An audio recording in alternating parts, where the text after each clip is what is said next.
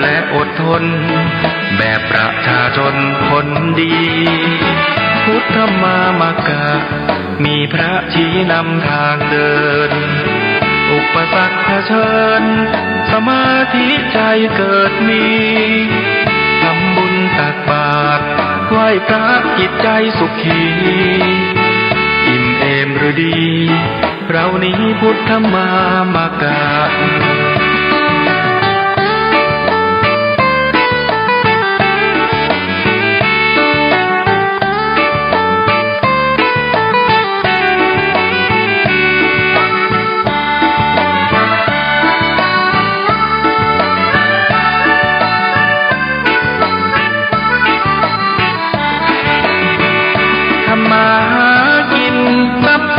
ประหยัดอดออมหวังวันที่พร้อมสร้างวันที่ไม่ขัดสนไม่หวังโชคช่วยเรื่องหวยจะรวยหรือจนสู้และอดทนแบบประชาชนคนดีพุทธมามกะมีพระชี้นำทางเดินอุปสรรคเผชิญสมาธิใจเกิดมีทำบุญตักบาตรไหว้พระจิตใจสุขีอิ่มเอมหรือดีเรานี้พุทธมามกะ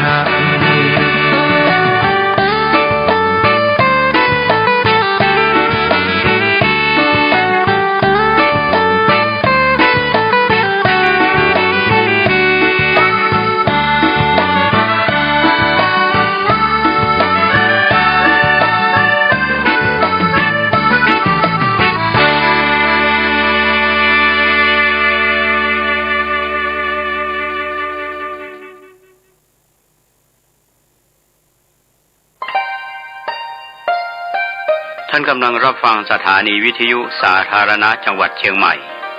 คลื่นพัฒนาคุณภาพชีวิต FM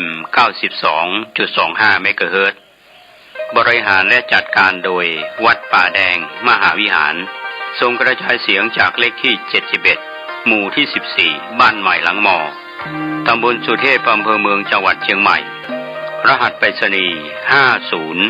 50200หมายเลขโทรศัพท์0818815690 052000636-7วันนี้รายการปกิณกะแห่งธรรมะ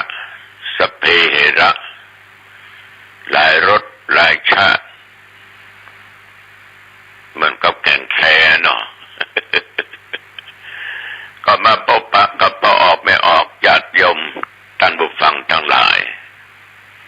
อีกเช่นเคยณทางสถานีวิทยุแห่งนี้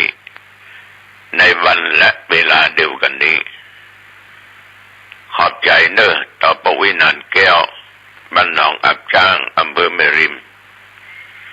ที่โทรมาคือกำลังอกกำลังใจต่อตุเจ้าแล้วก็ถามเกี่ยวกับเรื่องสุขภาพก็เป็นจะได้ป้องท่านบอกครูก็เอิ้นบอกกล่าวเพื่อรับทราบว่าสภาพร่างกายนั้น 90% ตามเสียงสำเนียงนั้น 85% แต่ก็สู้นะตามที่ญาติโยมทุกท่านคือกำลังใจต่อโยมแม่น้องแฟกอำเภอสันทรายด้วยนึกขอบใจนักๆโอ้อันนี้เป็นแฟนพันธุ์แท้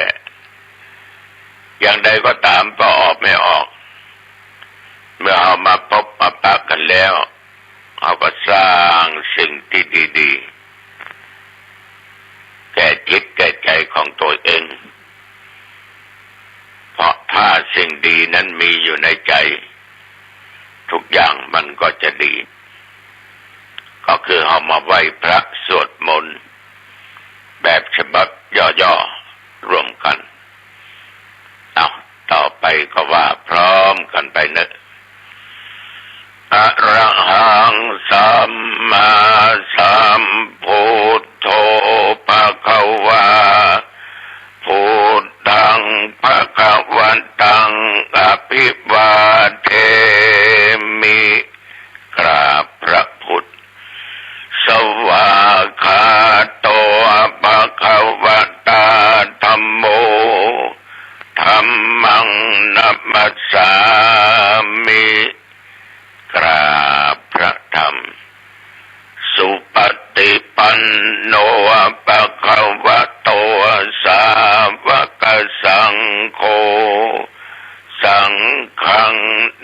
มามิกราบพระสงฆ์ต่อไปตั้งใจว่ากำนมัสการพร้อมกันไปเนิ่นนะโมตัสสะภะคะวะโต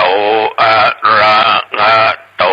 สัมมาสัมพุทธัสสะนะโมตัสสะภะคะวะโตอะระหะโตสัมมาสัมพุทธัสสะนะโมตัสสะภะคะวะโตอะระหะโตสัมมาสัมพุทธัสสะพุทธังสารนังคัจฉามิธัมมังสารนังคัจฉามิสังฆังสารนังคัจฉามิทุติยัมปิพุทธังสารนังคัจฉามิทุติยัมปิธัมมังสารนังคัจฉามิทุติยัมปิสังฆังสารนังคัจฉามิตติยัมปิพุทธังสารนังคัจฉามิตติยัมปิธัมมังสารนังคัจฉามิตติยัมปิสังฆังสารนังคัจฉามิกรมอุตุประกาศว่าวันเวลาที่ผ่านมานี้จนถึงปัจจุบันนี้หนองตองมีฝนตกเล็กน้อยเมื่อวานนี้สำหรับอากาศตามปกติไม่มีแปรปรวน ลมแห้งเนาะบ้านต้องเป่าออกไม่ออกจะเป็นจะได้พ่องบางทีก็ตกหนักบางทีก็ไม่ตกบางทีก็ตกเล็กน้อยอันนั้นมันเป็นเรื่องของธรรมชาติเรื่องธรรมชาติเนี่ยเอาไปสามารถจะไปกำหนดกฎเกณฑ์ได้ต่อออกไม่ออกญาติโยมเรื่องของฟ้าเรื่องของฝนแต่มันก็มีแปลกนะบางเตื้อนะมันน่าเชื่อแต่น่าคิดเอาไว้หลายเตื้อที่มีประสบการณ์มีงานฝนมักจะตกบักถ้าเขาจะไม่ไม้เขาเลยเอาปลูกจะใครต้องปิ้นเอาตั้งหัวขึ้นตั้งบนเอาตั้งบนลงตั้งลุ่มแล้วก็คนที่เป็นไม้มาปลูกจะใครนะหรือตะไคร้นะห้ามอาบน้ำถ้างานมี3 วัน 3 คืนก่อนไปอาบน้ำถึง3 คืน 3 วันนั่นนะก็แปลกดีเหมือนกันแล้วก็มันก็มีฝนตกนะถ้ามีตุลุงนั่นโตนอันนั้นก็เนี้ยไปอีกอย่างหนึ่งถ้ามืดฟ้าโมฝนมาฟ้าห้องก็ลึงบรรเจ้าป่วยตาห่างนี่นะแล้วก็ตามเตี้ยเนี่ยเอาป่วยเขาควบเอาป่วยไปควบโอ้ฝนมาตกโอ้ยอันนี้สิ่งที่คนตะก่อนมันคิดกันมาเป็นภูมิปัญญาของชาวบ้านมันจะเป็นจังหวะมันก็ว่าสามารถที่จะทำอย่างนั้นได้แต่จริงเรื่องฟ้าเรื่องฝนมันเป็นเรื่องที่ห้ามมันถึงไม่ได้แต่ว่าเพิ่นก็ทำกันญาติโยมก็ลองนำไปทำพอละ ถ้ามีงานฝนจะตกเอาไม่ไม้ปลูกจะใครลงปิ้นเนอะอย่างใดก็ตามต่อไม่ออก แต่วันนี้ก็ได้มีโอกาสพบปะญาติโยมหลายท่านหลายคนก็ไปเยี่ยมไปใจไปสนทนาธรรมกันเล็กน้อยมีโยมคนหนึ่งก็มีปัญหานั่งอู้จาไปมาให้เฮาก็เกือบจะให้แต่มันแล้วนะพักตัวเดียวเราต้องให้ไปได้ก็เลยถามว่าโยมมีปัญหาอย่างน้อยอกหมองใจอะไรอย่างเพิ่นก็บอกว่าอยู่ด้วยผัวทุกวันเนี่ยตุลุงมันมีคุณค่ากับเปิ้นโอ้ยังมีคุณค่ากินเหล้าเข้าบ้านมาก็ด่าหัวกระเจ้าซ้อมหัวกระเจ้าอย่ามาเถียงมันก็มาเถียงเจ้ามาพูดถึงหาเรื่องทุกวันน่ะไปปอไปมีไม่ยิงไม่แถมนั่นเมายังหมดปอเมาเมียเปิ้นด้วยฮะพี่เมามายิงคนอื่นด้วยพี่เจ้าหรอถ้ายอมจะแย่ใหญ่เจ้าจะละโอ้แล้วมีลูกมีเต้าด้วยกันกะมีลูก2 คนเจ้าคนนึงก็เรียนมัธยมอยู่ละคนนึงก็เรียนประถมเจ้าไม่ยิงคนผู้ชายเป็นคนเก่ามันบ่อยว่ะที่ยังโดนอย่างอันอย่างนี้มันก็เล่าว่าเขาเจ้าก็พอทำใจได้แล้วนะแต่เอาไม่ยิงหมานี่ก็พระเจ้าทำใจไปได้โอ้ยมมันคงเป็นกรรมเป็นเวรในอดีตชาตินะถ้ายมคิดจะร้างไปมันก็ดีไม่ใช่มันไม่ดีแต่ต้องคิดดูดีๆนะก่อนจะออกบ้านออกจองไปเนี่ยคิดดูดีๆลูกเต้าจะอยู่กับใครมันจะอยู่พ่อมันเจ้าพอละยมบ่าอะไรหาลูกกันมันก็ดักแซบเอ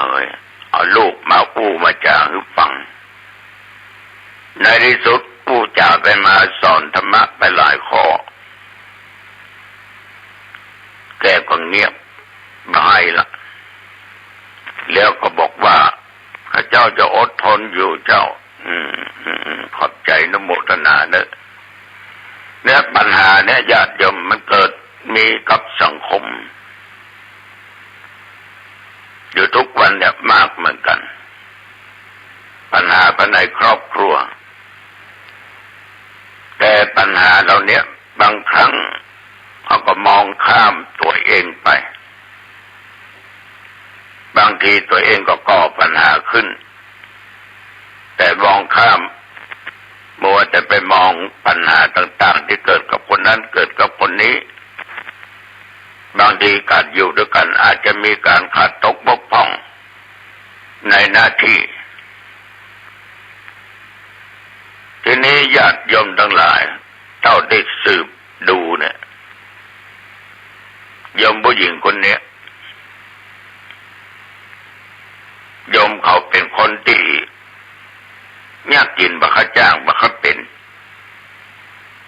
เพราะว่าบักเคยทำมาตั้งแต่เมื่อเป็นละเอ็กละอ่อนเป็นสาวเป็นแซ่มาละเป็นคนชอบแต่งชอบย่องแล้วก็ชอบทำการทำงานเป็นคนขี้ค้านถ้าเอาว่ากันก็สันหลังยาวเนาะ เหมือนกับคนอื่นกระจายมาก็อดก็ได้ก็กินเหล้ามาด่าถึงวันเดี๋ยวลงไม้ลงมือแล้วก็ไปเปลี่ยไม่ยิงอื่นมาสรุปแล้วมันก็ผิดถึงกูนะมองหันก้าความบดีคนอื่นแต่ความบดีของตัวเองนั้นมองข้ามไป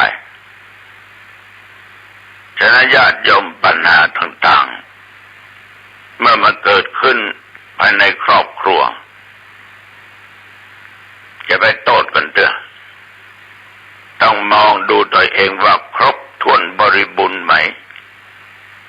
หน้าที่ของแม่บ้านครบไหมถ้าเอาครบเอาปฏิบัติถูกต้องตามตำนองท่องธรรมแล้วอันนั้นถ้าเขาผิดเอาว่าได้อู้ได้จาได้เพราะถ้าเอาก็ผิดเขาก็ผิดมันก็จะโยนกันไปโยนกันมามึงว่ากูว่ามึงปัญหาครอบครัวก็จะไปใหญ่ละญาติโยมบอกไม่ออกต้องมีสติดีๆมีสติดีๆมีปัญญาเด่นๆเน้นในการตรึกตรองข้อวัดปฏิบัติของตัวเองมันก็เหมือนทุกเจ้าหลายวัดที่อู้ที่จากันโตดกับสถาบดีสถาบเข้าวัดบ่หุมกินบ่หุมทานเหมือนสถานที่อื่นหลวงพ่อเปิดในวันศีลวันธรรมไปวัดกันโลกวัดนั้นสถาบันนั้นนี่เข้ามาวัดมันไปเข้ามาได้ยังไงตุเจ้าทำมาอย่างไรไม่ได้คิดว่าตัวเองนั่นแหละในข้อวัดปฏิบัติถูกต้องก็ตามทำนองของธรรมตามพระธรรมวินัยก็แต่ก็มาสนใจเรื่องวัดวาพัฒนาวัดวาชาวบ้านเข้าวัดไปจะไปกินไปทานกันเข้าพระเจ้าอยู่วัดไปเอี่ยวเดี๋ยวอันไปนอนค้างคืนที่นี่เดือนหนึ่งพอจะออกไปจากวัดจะได้มันก็เลยคิดว่าพระเจ้ามันอยู่วัดก็เลยพากันเข้าวัดมากินมาทาน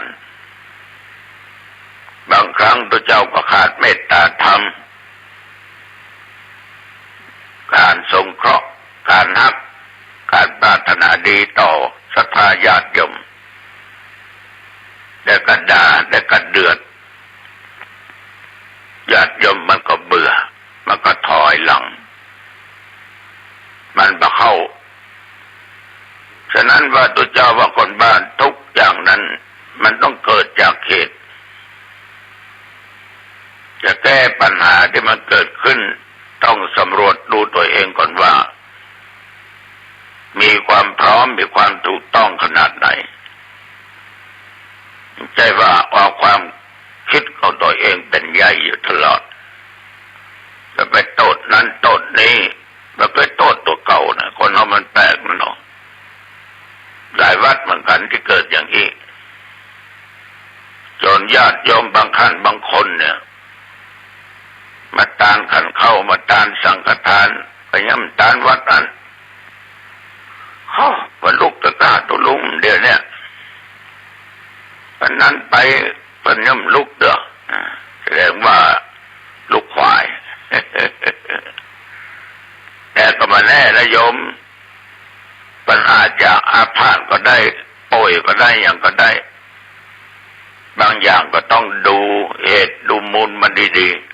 ๆจะไปทึกทักอย่างนั้นอย่างนี้มันก็บ่ดีจะเป็นบาปเป็นกรรมฉะนั้นตะวันนี้ก็ได้ประสบการณ์มาหลายอย่าง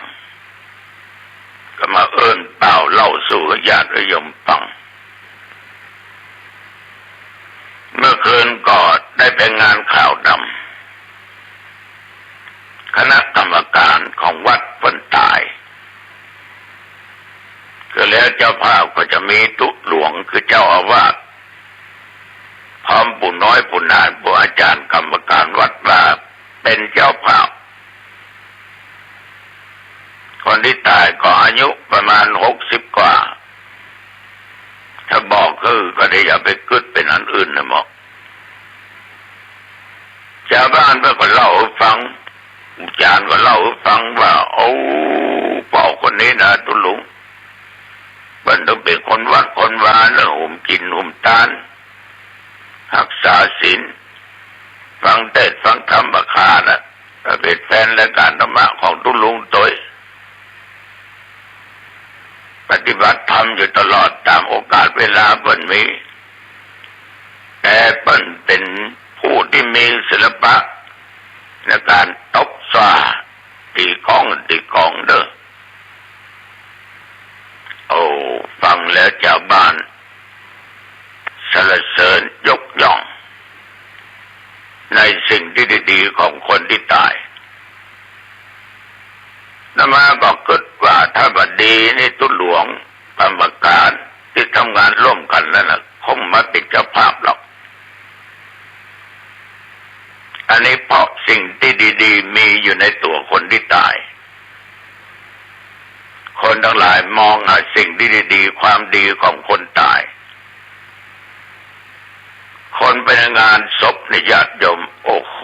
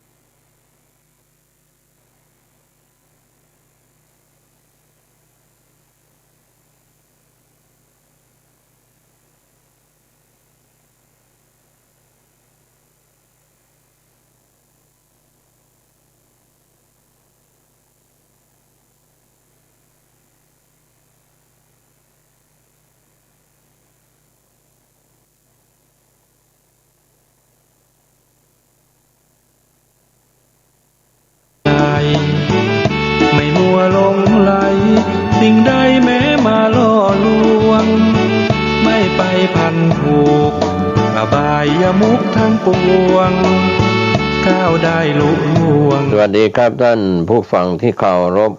ข่าวชาวบ้านผมกาเกษตรเพชรสำริดบรรณาธิการข่าวก้าวหน้านิวกับการทำหน้าที่สื่อสารมวลชนของพี่น้องสื่อมวลชนทุกแขนงสาขาจากส่วนกลางและส่วนภูมิภาคข่าวภายในประเทศและข่าวจากต่างประเทศท่านที่อ่านหนังสือพิมพ์ออนไลน์ผ่านลิงก์ www.gawnawnew.com ท่านคลิกเข้าไปอ่านข่าวในรอบ24ชั่วโมงได้ก็เป็นการรายงานข่าวของพี่น้องสื่อมวลชนทุกแขนงสาขาในรอบ24ชั่วโมงธรรมะก่อนข่าววันนี้ก็เป็นส่วนหนึ่งนะครับเรื่องของโบราณสถานพุทธสถานซึ่งเป็นของโบราณที่บรรพบุรุษที่เป็นพี่น้องชาวพุทธได้ก่อร่างสร้างไว้ในสมัยอดีตก็มีพระราชามหากษัตริย์ทรงนับถือพระพุทธศาสนาไม่ว่าจะเป็นประเทศสยามลาวพม่าเวียดนามกัมพูชาหรือในโซนหลายประเทศที่เคยนับถือพระพุทธศาสนาแล้วก็เปลี่ยนไปนับถือศาสนาอื่นอย่างไรก็ตาม โบราณสถานที่ยังมีอยู่ไม่ว่าจะเป็นสังเวชนียสถานที่เนปาลอินเดียเป็นสถานที่ประสูติตรัสรู้แสดงธรรมเทศนาและสถานที่ปรินิพพานขององค์สมเด็จพระสัมมาสัมพุทธเจ้าดังนั้นชาวพุทธในยุคอดีตซึ่งมีสถาบันพระมหากษัตริย์เป็นผู้ปกครองประเทศปกครองโดยระบอบสมบูรณาญาสิทธิราชย์พระเจ้าแผ่นดินเป็นใหญ่เมื่อยอมรับนับถือพระพุทธพระธรรมพระสงฆ์เป็นสรณะแล้วก็สร้างถาวรวัตถุโดยพระธาตุพระเจดีย์ก็บรรจุพระบรมสารีริกธาตุพระธาตุขององค์สมเด็จพระสัมมาสัมพุทธเจ้าสิ่งเหล่านี้นะครับที่ทำให้เราหลายคนหลายท่านได้รำลึกนึกถึงพุทธคุณธรรมคุณสังฆคุณในท่ามกลางสถานการณ์โควิด -19 กำลังจะคลี่คลายและก็หมดไปตามสภาวะธรรมเกิดขึ้นตั้งอยู่ดับไปเป็นทุกขังทนอยู่ไม่ได้เป็นอนิจจังตั้งอยู่ไม่ได้เป็นอนัตตาบังคับบัญชาไม่ได้นะครับก็เป็นเรื่องราวที่เราหลายคนหลายท่านที่ทำให้เราได้รำลึกนึกถึงผู้บูชาคุณพระพุทธพระธรรมพระสงฆ์แล้วเราก็ได้สืบนอกจากนั้นในยุคปัจจุบันนั้นก็มีการบูรณะปฏิสังขรณ์ในประเทศไทยก็จะมีกรมศิลปากรเข้ามาดูแลรวมไปถึงวัดวาอารามต่างๆโดยพระเถรานุเถระครูบาอาจารย์ท่านก็ช่วยฟื้นฟูยกวัดร้างเป็นวัดมีพระสงฆ์อยู่ทำให้บรรพชนบรรพบุรุษที่เคยสร้างวัดสร้างพุทธสถานเหล่านั้นไว้ได้เรียกว่าเป็น พุทธสถานโบราณสถานคืน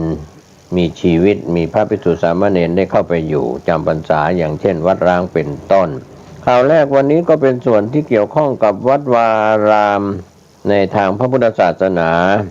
ก็เข้ามาในตัวเมืองเชียงใหม่ทีมข่าวจากภูมิภาคได้รายงานกันเข้ามานะครับชวนท่านเที่ยววัด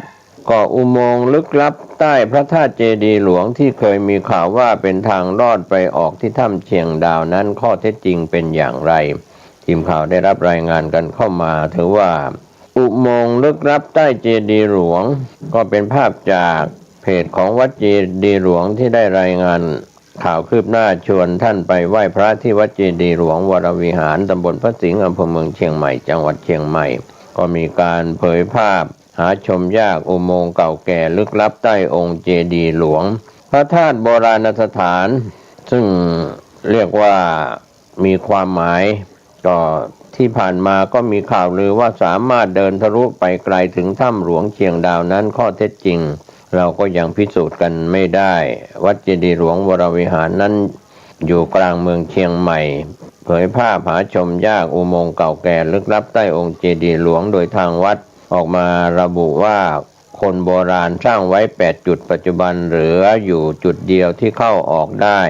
อุโมงค์แห่งนี้เคยมีข่าวร่ำลือว่าสามารถเดินทะลุไปไกลถึงถ้ำหลวงเชียงดาวอำเภอเชียงดาวแต่ข้อมูลทางวิชาการระบุว่าเป็นอุโมงค์ทางเดินภายในเจดีย์ตามแบบแผนโบราณเท่านั้น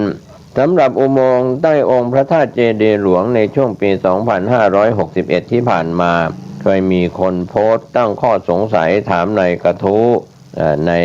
โลกออนไลน์ว่าอุโมงค์นี้เป็นทางลอดถ้ำไปออกยังถ้ำหลวงเชียงดาวได้อย่างไรนะครับเรื่องนี้ทำให้สื่อเจ้าของพื้นที่อย่างที่สื่อท้องถิ่นก็ไปสืบเสาะหาคำตอบโดยยกบทความและภาพของอาจารย์สุรพลดำริกุลจากหนังสือแผ่นดินล้านนามาอธิบายถึงอุโมงค์ดังกล่าวซึ่งก็ได้คัดสรรบางส่วนของเรื่องราวนี้มานำเสนอจาก ข้อขุดค้นทางโบราณคดีได้พบว่าพระเจดีย์หลวงมีอุโมงค์ทางเข้าด้านหลังของบันไดทั้ง4ทิศและอุโมงค์ดังกล่าวนี้เป็นช่องทางที่สามารถเดินทะลุเข้าไปภายในองค์เจดีย์ได้โดยเป็นช่องกว้างขวางมากภายในก่อสลับซับซ้อนแต่การขุดค้นภายในอุโมงค์ครั้งนี้สามารถดำเนินการได้เพียงด้านทิศเหนือเท่านั้นเนื่องจากสภาพอุโมงค์เดิมนั้นมีร่องรอยการก่ออิฐปิด ในการก่ออิฐปิดไว้นะครับเรียกว่าก่ออิฐปิดแล้วก็ค้ำยันไว้โดยมีเจตนาเพื่อจะรับน้ำหนักในส่วนบนมิให้พังทลายลงมาซึ่งในการดำเนินการขุดอุโมงค์จึงเป็นเรื่องอันตราย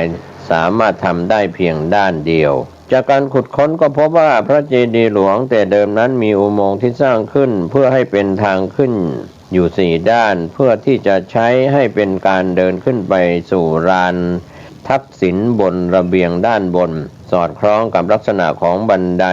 องค์พระเจดีย์ทั้ง4ด้านที่ก่ออิฐฉาบปูนเรียบไม่มีขั้นบันไดมีเจตนาทำเป็นบันไดนาคประดับเท่านั้นยกเว้นทางด้านทิศตะวันออกมีร่องรอยได้รับการแก้ไขทำเป็นขั้นบันได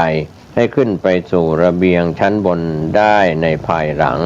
จากอุโมงค์ชั้นล่างก็มีช่องบันไดขึ้นไปสู่อุโมงค์ชั้นที่2อุโมงค์ชั้นที่2จะมีความสูง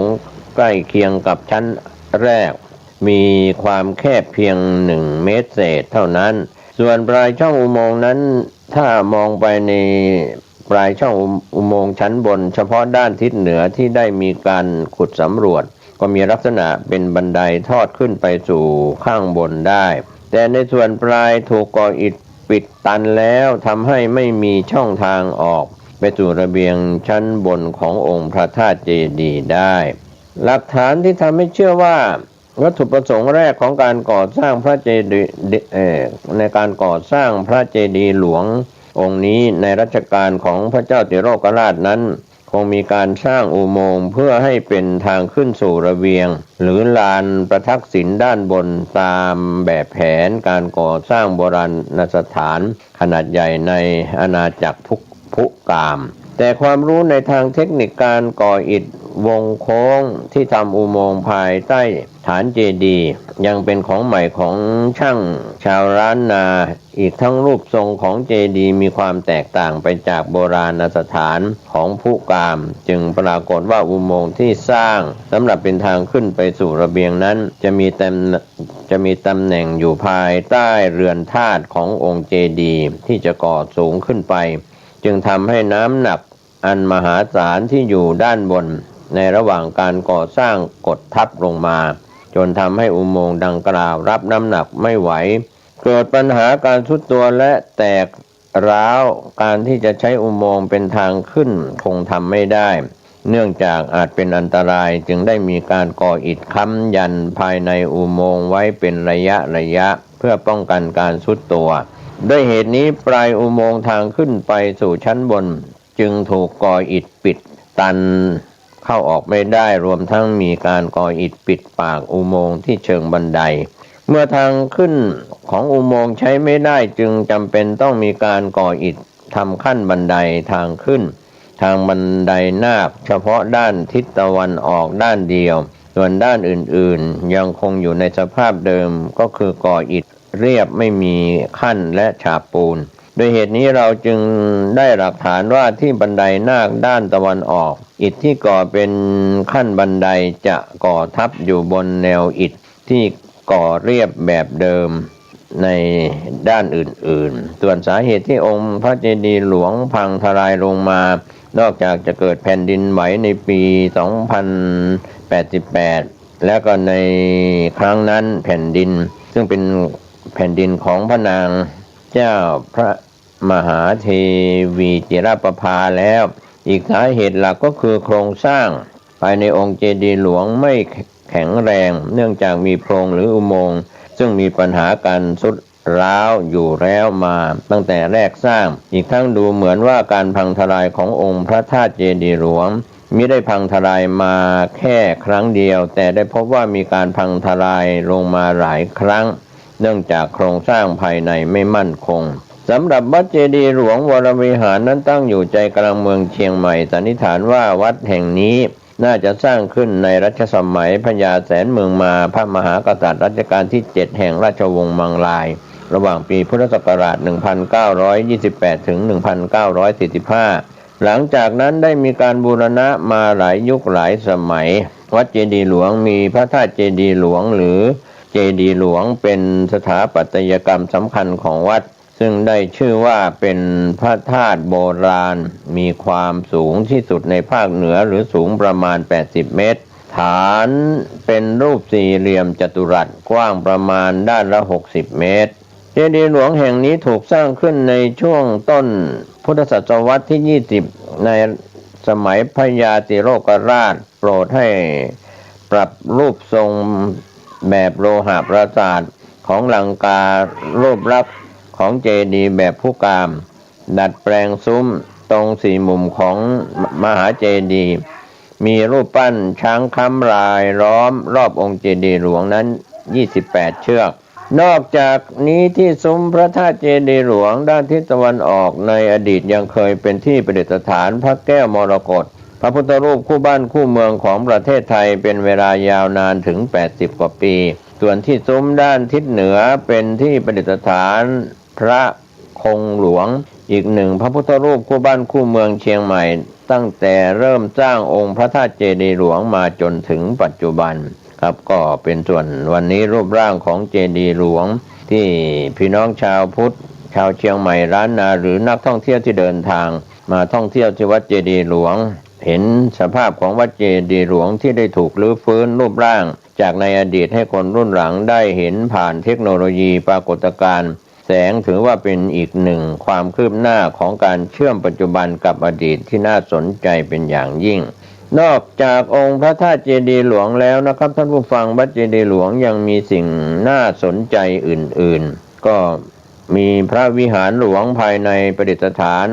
พระอัฏฐารถ พระประธานซึ่งได้ชื่อว่าเป็นหนึ่งในพระพุทธรูปที่มีพุทธลักษณะสง่างามที่สุดในล้านนา นอกจากนี้ยังมีอุโบสถโบราณที่เคยเป็นสถานปฏิบัติธรรมของหลวงปู่มั่นโพธิทัตโตปัจจุบันประดิษฐานที่พระเจ้าสมปรารถนาอายุเก่าแก่กว่า500 ปีรูปเคารพหลวงปู่มั่นโพธิทัตโตพระมหากัจจายนะศาลหลักเมืองหรือเสาอินทขิฬและที่มาแรงมากในขณะนี้ก็คือท้าวเวสสุวรรณที่อยู่ติดกับศาลหลักเมืองซึ่งเป็นหนึ่งในท้าวเวสสุวรรณเรื่องลือเรื่องชื่อของภาคเหนือที่มีคนเดินทางไปกราบสักการะขอพรกันเป็นจำนวนมากมงคลชีวิตนำสุขค่ำคืนในวันพระขึ้น15ค่ำเดือน2นำชมอุโมงค์ขององค์พระธาตุเจดีย์หลวงวัดเจดีย์หลวงนำชมเป็นครั้งที่2ตั้งแต่นั้นมาเป็นเวลา35ปีระหว่างปี2530นะครับก็เป็นส่วนบรรยากาศภาพต่างๆนะครับที่เกี่ยวข้องกับวัดเจดีย์หลวงวรวิหารตำบลพระสิงห์อำเภอเมืองเชียงใหม่จังหวัดเชียงใหม่ก็ขอบคุณทีมข่าวภูมิภาคของเชียงใหม่ที่ได้รายงานข่าวความเป็นมาของวัดเจดีย์หลวงวรวิหารก็มีเรื่องราวข่าวในส่วนของเดลินิวออนไลน์ได้รายงานกันเข้ามามีการร้องปปเอาผิดหมวดไวกิ้งปมเบิกเงินตำแหน่งแต่ไม่ทำงานไปเป็นทีมโฆษกตำรวจทั้งทนายอัจฉริยะร้องปปสอบเอาผิดหมวดไวกิ้งปมไม่ได้ทำหน้าที่พนักงานสอบสวนสถานีตำรวจดอนเมืองแต่ไปช่วยราชการตำรวจแต่กลับเบิกเงินประจำตำแหน่งเหตุการณ์เกิดขึ้นช่วง 13:30 นาทีของวันที่ 13 มกราคม 2565 ที่ผ่านมาที่กองบังคับการปราบปรามป้องกันปราบปรามการทุจริตและประพฤติมิชอบปปศูนย์ราชการแจ้งวัฒนะนายอัจฉริยะเรืองรัตนพงศ์ประธานชมรมช่วยเหลือเหยื่ออาชญากรรมเขายื่นหลักฐานร้องทุกข์กล่าวโทษร้อยตำรวจโทหญิงพัชรศยาหรือหมวดไวกิ้งพนักงานสอบสวนสถานีตำรวจดอนเมืองเบิกเงินค่าประจำตำแหน่งโดยมิชอบด้วยกฎหมายก็มีพันตำรวจตรียศสรัญใจเสาดีสารวัตรสอบสวนกก2บกปปเป็นตัวแทนเข้ารับหนังสือโดยทางด้านนายอัจฉริยะกล่าวกับทีมข่าวตอนหนึ่งว่าวันนี้ได้มายื่นหนังสือให้ทางผู้การปปตรวจสอบร้อยตำรวจโทหญิงพัชรศยาหรือหมวดไวกิ้งพนักงานสอบสวนสถานีดอนเมืองกรุงเทพได้มีการเบิกเงินประจำตำแหน่งพนักงานสอบสวนหากพบมีการกระทำผิดก็ให้ดำเนินการตามอำนาจหน้าที่ซึ่งหมวดไวกิ้งนั้นเป็นพนักงานสอบสวนสถานีตำรวจดอนเมืองปัจจุบันไปช่วยราชการอยู่ที่สำนักงานตำรวจแห่งชาติในนามทีมโฆษกแต่ก็ต้องไปร่วมทำการสอบสวนตามอำนาจหน้าที่เดิมด้วยดังนั้นขอให้ตรวจสอบว่ามีการเบิกเงินประจำตำแหน่งหรือไม่อย่างไรและเบิกตามอำนาจหน้าที่หรือไม่ถ้าไม่ได้เบิกก็แล้วไปแต่ถ้าเบิกแล้วไม่ได้มีการตรวจสอบก็ถือว่าเป็นการกระทำผิดตามระเบียบก็ต้องถูกดำเนินคดีและที่สตง.ตรวจสอบเป็นเรื่องหนึ่งส่วนของเราเป็นเรื่องที่มีการตรวจพบว่าการสอบสวนมีคดีใดบ้างที่มีผู้ต้องหาหรือผู้เสียหายและร่วมสอบสวนกับใครบ้างมีการสอบสวนจริงหรือไม่อย่างไรครับก็เป็นเรื่องราวข่าวเกี่ยวข้องท่านผู้ชมท่านผู้ฟังก็โปรดใช้วิจารณญาณในการรับข้อมูลเรื่องของการร้องปปเอาผิดครับก็ข้อเท็จจริงข่าวคืบหน้าจะได้รายงานให้ท่านได้รับรู้รับทราบกันต่อไปไปทางด้านข่าวต่างประเทศ WHO เตือนอย่าดูเบาโอมิครอนย้ำโควิดยังไม่ใกล้จบด้านยุโรปยังสาหัสยอดติดเชื้อหลายประเทศพุ่งทำสถิติ20 มกราคม 2565 ผู้จัดการออนไลน์ได้รายงานข่าวจาก WHO เตือนผู้นำโลกเมื่อวันอังคารที่ 18 มกราคมที่ผ่านมาว่าอย่าดูเบาโอมิครอนย้ำวิกฤตไวรัสยังไม่ใกล้จบ ขณะที่หลายประเทศในยุโรปพากันรายงานยอดผู้ติดเชื้อรายใหม่ทำลายสถิติก็มีฝรั่งเศสพบเคสใหม่รายวันเฉียดครึ่งล้านเยอรมนีที่ตัวเลขผู้ติดเชื้อรายใหม่ทะลุ 100,000 คนต่อวันเป็นครั้งแรกการแถลงข่าวที่สำนักงานใหญ่องค์การอนามัยโลก WHO ที่เจนีวาเมื่อวันอังคารเท็ดรอดเฮดฮานอมเกเบเยซุสผู้อำนวยการองค์การอนามัยโลกกล่าวว่าโอมิครอนทำให้ผู้ติดเชื้อทั่วโลกขณะนี้ถึง 18 ล้านคนแม้โควิดสายพันธุ์นี้อาจมีความรุนแรงน้อยลงแต่การที่ระบุว่ามีอาการเพียงเล็กน้อยเท่านั้นกำลังทำให้คนมากมายเข้าใจผิดเนื่องจากโอมิครอนยังคงสามารถทำให้ผู้ติดเชื้อป่วยหนักและก็เสียชีวิตได้เทดอสเตือนผู้นำทั่วโลกว่าการแพร่ระบาดไปทั่วโลกอย่างเหลือเชื่อของโอมิครอนเพิ่มแนวโน้มที่จะทำให้เกิดการกลายพันธุ์สายพันธุ์ใหม่ๆดังนั้นการติดตามผู้สัมผัสโรคและการประเมินสถานการณ์จึงยังมีความสำคัญเขาออกมาชี้แจงเพิ่มเติมว่าความกังวลโดยเฉพาะอย่างยิ่งกับหลายประเทศที่มีอัตราการฉีดวัคซีนต่ำเพราะผู้ที่ไม่ได้ฉีดวัคซีนมีความเสี่ยงป่วยหนักและก็เสียชีวิตมากกว่าผู้ที่ฉีดวัคซีนหลายเท่าด้านไมค์ไรอันผู้อำนวยการฝ่ายสถานการณ์ฉุกเฉินของ WHO ก็เตือนเช่นเดียวกันว่าความสามารถในการแพร่ระบาดที่มากขึ้นของโอมิครอนมีแนวโน้มผลักดันให้จำนวนผู้ป่วยที่ต้องเข้าโรงพยาบาลและเสียชีวิตเพิ่มขึ้นโดยเฉพาะอย่างยิ่งในประเทศที่มีการฉีดวัคซีนต่ำเวลานี้ไวรัสกลายพันธุ์สายพันธุ์ใหม่นี้กำลังระบาดอย่างหนักทั่วยุโรปทำให้หลายประเทศมีผู้ติดเชื้อทำสถิติใหม่ไม่หยุดหย่อนที่เดนมาร์กรายงานจากทางการว่าพบผู้ติดเชื้อรายใหม่ในรอบ 24 ชั่วโมงของวันอังคารสูงสุดทำสถิติที่ 33,493 คนขณะที่อิตาลีเผยว่าพบเคสใหม่ 228,179 คนเพิ่มขึ้นจาก 83,403 คนเมื่อวันจันทร์ที่ 17 มกราคมที่ผ่านมาส่วนวันพุธที่ 19 มกราคมที่ผ่านมานั้นเยอรมนีรายงานยอดผู้ติดเชื้อรายใหม่ 112,323 คนและอัตราอุบัติการของโรคติดต่อนี้ 100,000 คนยังเพิ่มขึ้นทำสถิติใหม่ที่ 584.4 ในช่วงสัปดาห์ที่ผ่านมาในขณะเดียวกันฝรั่งเศสรายงานเคสใหม่รายวันประจำวันอังคารที่ผ่านมาว่า 464,769 คนเพิ่มขึ้นกว่า 4 เท่าของตัวเลขเมื่อวันจันทร์ 12,144 คนและยังเป็นสถิติรายวันสูงสุดเป็นประวัติการโดยจำนวนเคสใหม่เฉลี่ยรอบสัปดาห์ขณะนี้อยู่วันละกว่า 300,000 คนบรรดารัฐมนตรีแดนน้ำหอมกำลังมีข้อพิพาทกับสห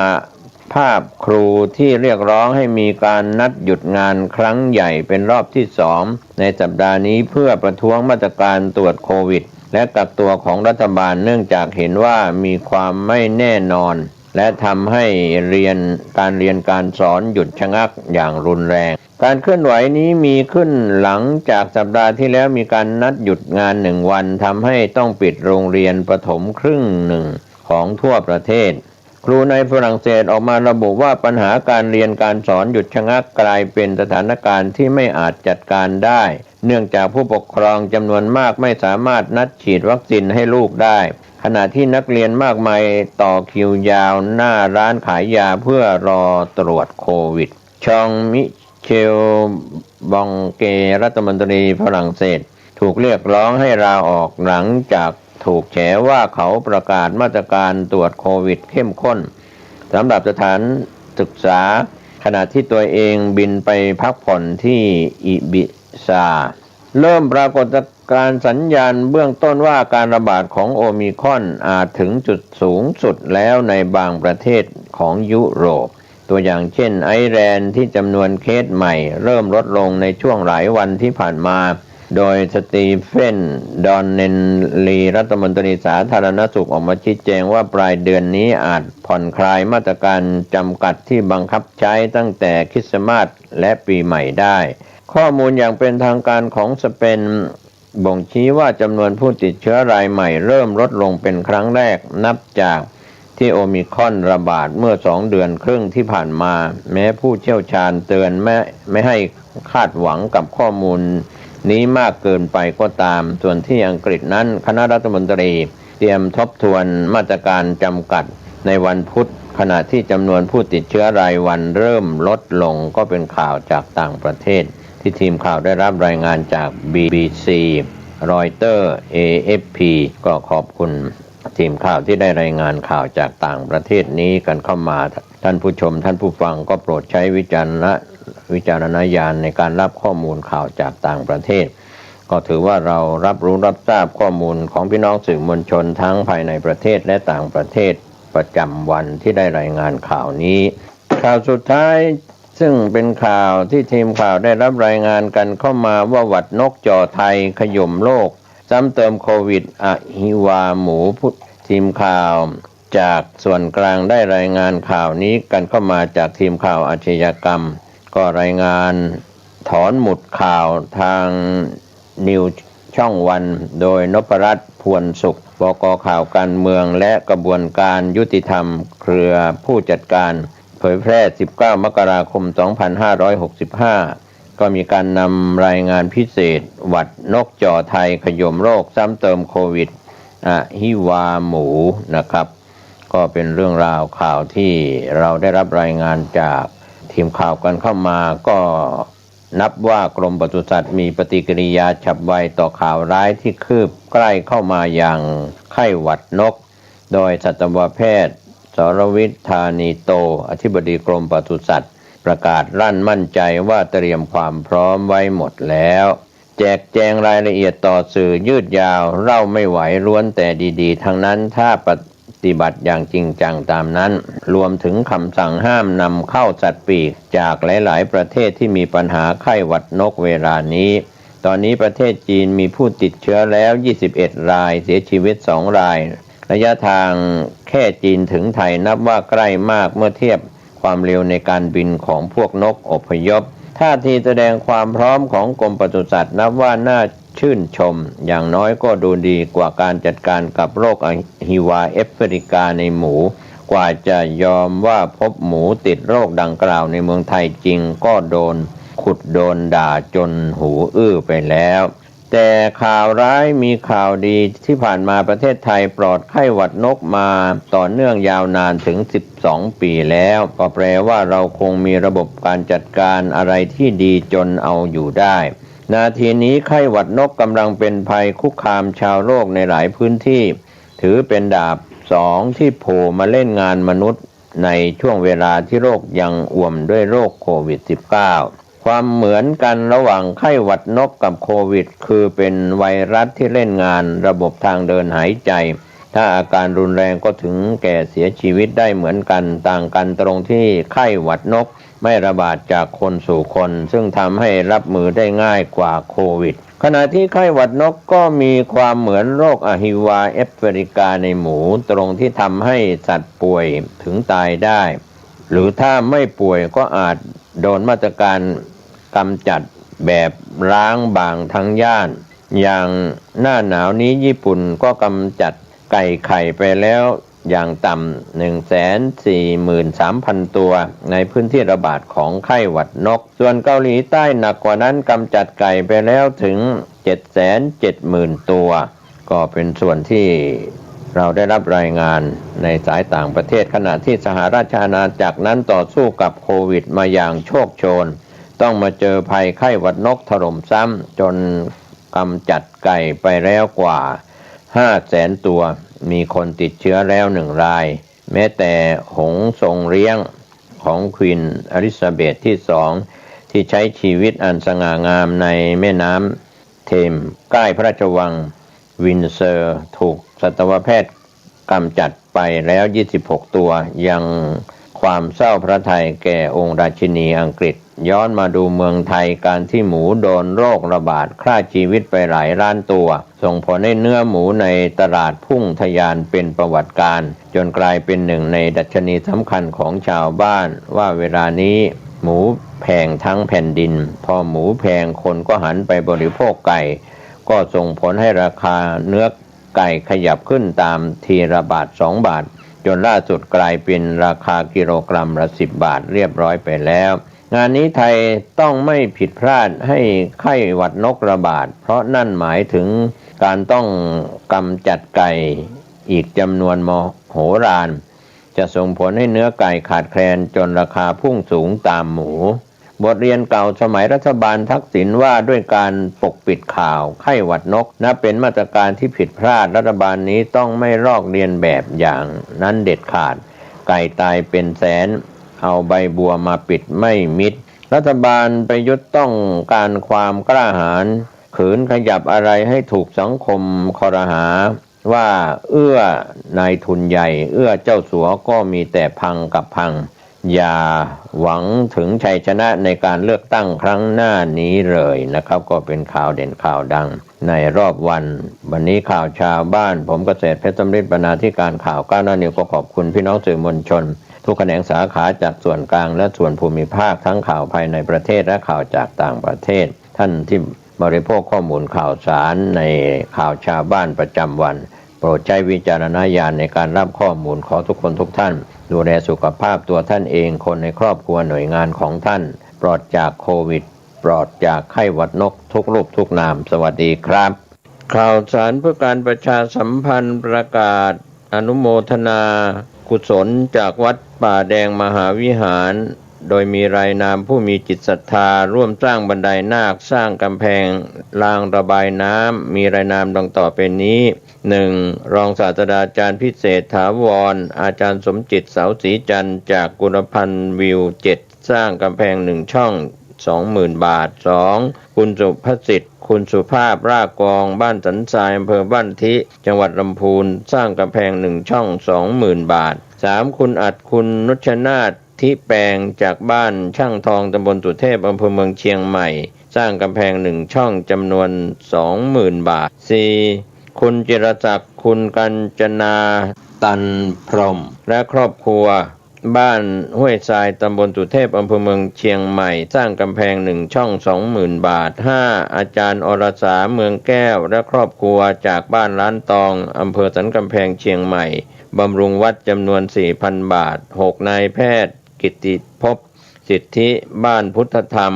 หมู่ที่14บ้านใหม่หลังมอตำบลสุเทพอำเภอเมืองเชียงใหม่ทำบุญวันเกิด 1,500 บาท 7. คุณมาโนดบุญมาประเสริฐพร้อมครอบครัวทำบุญสร้างบันได500 บาท 8. คุณแม่กำไรปัญญาวงศ์พร้อมครอบครัวทำบุญ500 บาท 9. คุณบุดิษฐ์ช่อทับทิมคุณอาทิตยากนสูตรคุณพิมพ์นภาและครอบครัว800 บาท 10. สามเณรสมพงษ์ปันธกาวัดป่าแดงมหาวิหารสมทบกองทุนพระเจ้าจิโรกราช 1,000 บาท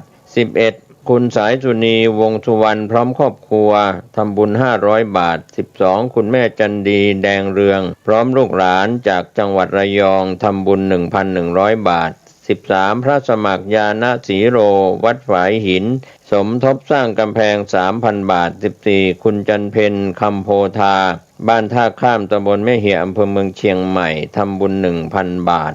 15. คุณบัวผินสุนทรเวชหอพักบัวแก้วเรสซิเดนต์ตำบลหนองหอยอำเภอเมืองเชียงใหม่สร้างกำแพง1ช่อง 20,000 บาท 16. คุณพวงพกาจินทองพร้อมลูกหลานจากบ้านเดือโงกอำเภอสารพีเชียงใหม่สร้างกำแพง1ช่องจำนวน 20,000 บาท 17. นางสาวไพบุญปั้นพรมทำบุญ500 บาท 18. นายทศพลนางรวิวรรณกรดแก้วและนายชายแรงนางนานแซบทำบุญ400 บาท 19. พระครูสิริสุตานุสิทธิ์วัดพระธาตุดอยผาตั้งอำเภอแม่ออนร่วมทำบุญ500 บาท 20. พระครูปริยัติวราคมวัดบ้านวากอำเภอแม่ออนร่วมทำบุญ500 บาทขออนุโมทนาในส่วนบุญส่วนกุศลกับทุกท่านที่ได้เอ่ยนามมาแล้วสำหรับท่านที่จะติดต่อขอรับใบอนุโมทนาร่วมบริจาค สอบถามรายละเอียดเพิ่มเติมได้ที่0818815690